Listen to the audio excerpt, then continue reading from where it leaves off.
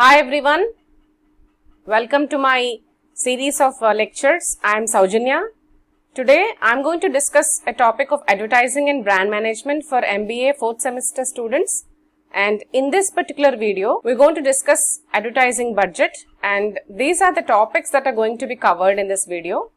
First one is the meaning of advertising budget. Second, we are going to see various types of advertising budget. And thirdly, we are going to see what are the factors which are influencing the advertising budget. Please don't forget to subscribe. Right.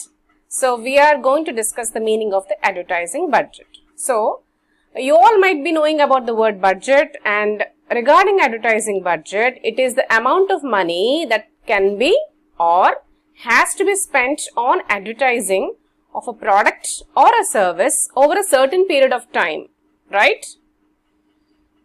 For various reasons. Let's see what they are.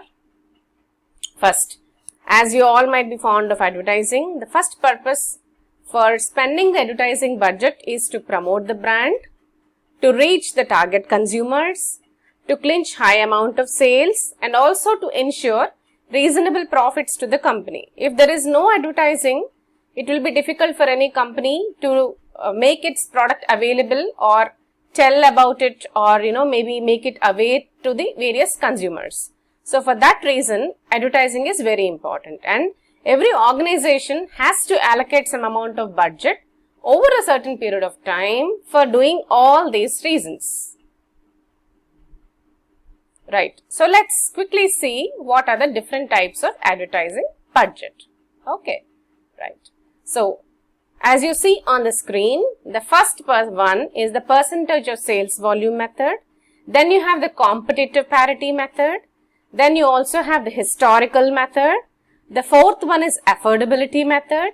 Fifth one is total budget. Sixth one is elasticity. And the seventh one is objective and task method. We will see them one by one. Right. So, the first one is percentage of sales volume.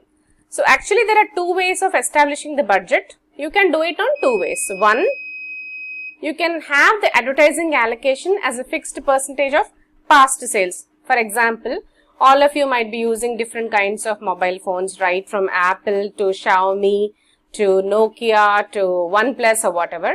So, any of these organizations will look at their past sales to have an advertising budget for the current one. Next, the second model will be the forecast of future sales.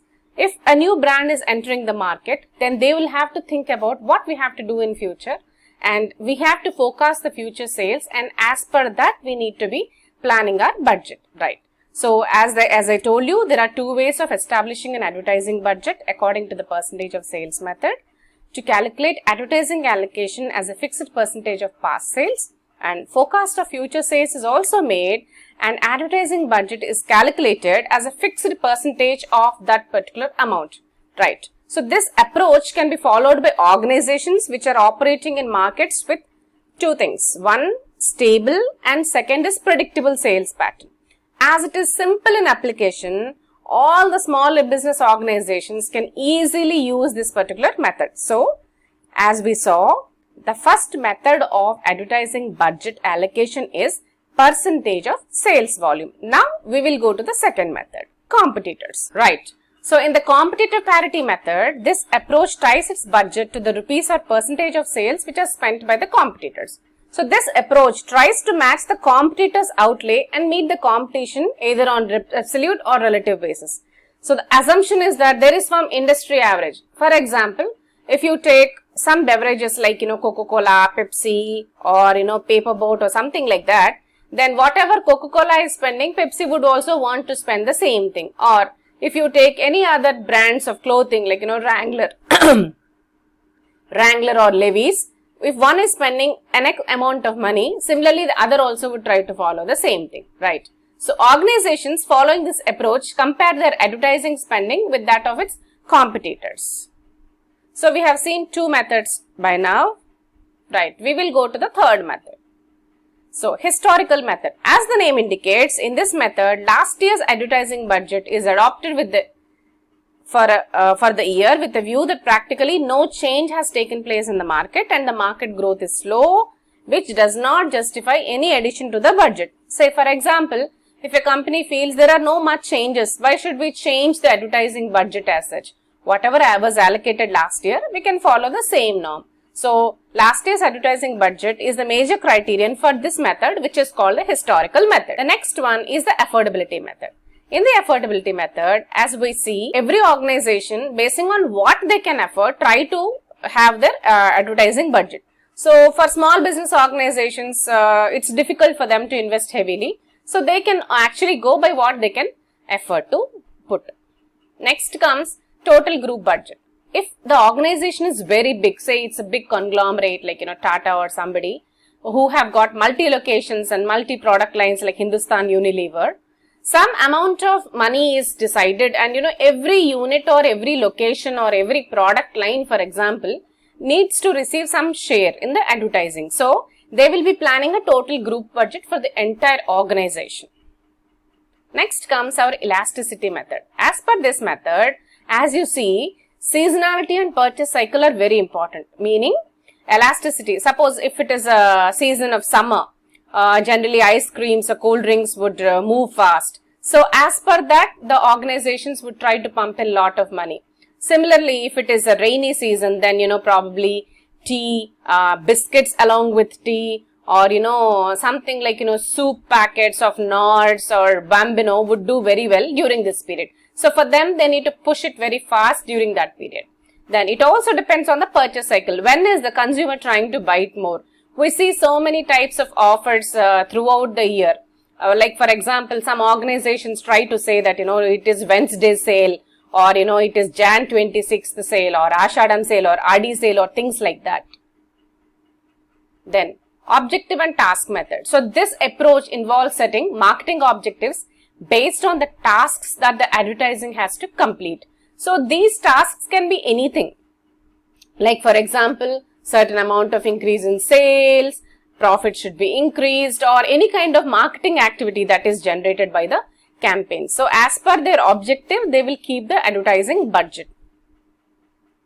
So, this is followed by the big organizations which have well-defined marketing objectives. Like, for example, by 2023, we want to achieve 1000 crores sales, or, say 50% increase in market share, or I need to, geographically spread my business to overseas. Those are all various objectives which an organization has, and as per that, they can spend their advertising budgets.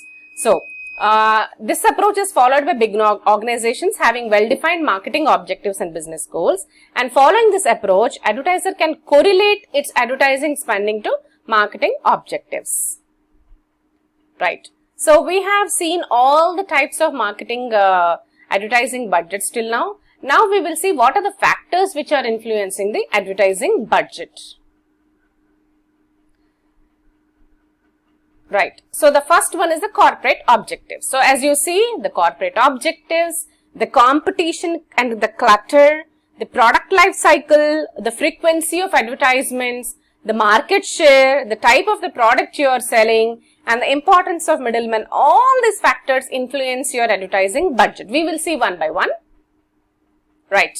So, the corporate objectives. Using the objective task method, linkage is established between how much you are spending in advertising and what is the objective that is established. So, the expenditure varies depending on the corporate philosophy and priorities. If an organization or a company has got deep pockets, they won't mind spending a lot of money, and you can see lot of advertisements. For example, we see very famous advertisements in TV and in newspapers very frequently. So, we know that such examples like say for example, products from Hindustan Unilever or Nestle or perhaps Imami, things like that, they will be spending a lot of money because they feel there is a lot of objective that has to be achieved. So, the corporate objective is very important criterion for deciding the advertising budget. Next comes your competition and clutter. So, the companies may have many competitors, and also there are plenty of advertisements which is actually called clutter.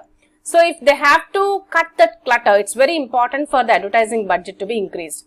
If my competitor is spending lot of money and he's doing lot of advertisement, invariably I also end up doing, because I have to cut through the clutter and I want somehow to increase my sales, my profits. I have to reach my target audience. All these factors become very, very important for me. Then we have the third most important thing called the product life cycle, which is a very important influence on the ad budget. So if the company is a newcomer or the product is in the introduction stage, then the company has to keep lot of money on it. For example, I brought today one small example to you. So you all know EP, right? So this is a very well established brand. Maybe it doesn't need so much of money to be spent because all of us are aware of this brand, which is from ITC, right? But today I have brought something from the shop where I have seen this particular brand. This calls Nutrify from Sundrop. So this was manufactured itself in May 2020. This needs a lot of advertising. Similarly, they also came up with something called Pops, which is similar to Chocos, which is filled with chocolate. And this also was manufactured in June 2020. So this is in an introduction stage for which lot of advertising will be will play a major role. So these kind of things have a lot of impact. And here, as the product becomes older, like we discussed in the case of say EP, as the product becomes older, advertising budget can come down and it doesn't need frequent advertising.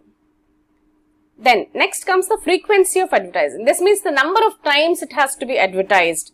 And the more amount of frequency it has to be advertised, more amount of money is required, because they need to spend lot of money and the budget on TV or newspapers or maybe on social media. So all that requires a lot of amount. Then you have the market share. So as I'm saying, market share is a very important criterion for any company. So to get a good market share in comparison to their competitors, they should have a better product in terms of quality, uniqueness, demand and catchy advertisements with resultant response. So this is all possible only if the advertisement budget is very, very high. So we have seen in recent times many good and successful brands have tried to advertise in their own style, and all of them are pretty successful. One example that comes to my mind is McDonald's and Burger King. Both the brands have been competing equally well to garner their market share and to advertise in a catchy style. Then, the type of the product also influences, in the sense, consumer products need more advertising than the industrial products. And among industrial products, among consumer products, among the shopping items such as toothpaste, shampoo, soaps, all need to be advertised consistently in order to maintain their brand position. And such products will have higher budget appropriation because they need to be spent more. Every time they need to be reminded, because they are fast moving consumer goods. People need to be reminded every now and then about their availability. Then comes the importance of middlemen.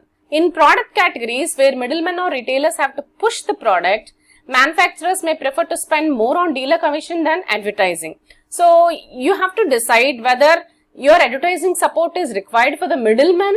So if it is required, then what kind of budget would you allocate so that it becomes easy for your middleman to push the product into the market. So let's see how big organizations are trying to spend their advertising budget. And I brought to you two examples of very famous companies across the world. The first being Nestle. So in Nestle India Limited, in the annual report, they have mentioned that for advertising and sales promotion, in 2019, they have allocated 7853.4 million rupees, whereas in 2018, they have allocated 7294.4 million rupees. That means there is an increase from 2018 to 19. Similarly, PepsiCo, for 2019, their allocation on advertising has been $4.7 billion, whereas in 18, it was $4.2 billion. So the source of these two reports is the annual report of the respective organization. So we can see how companies are spending. So you have to think about the advertising budget, how they are planning to spend so much of money, which method are they using, what are the factors that are influencing the choice of advertising budget. So in this particular video, we have discussed these three things, that is meaning of advertising budget, types of advertising budget and the factors which are influencing advertising budget. Hope you all do well in your examinations. We will meet in our next tutorial. Till then, bye. Thank you so much for listening to me.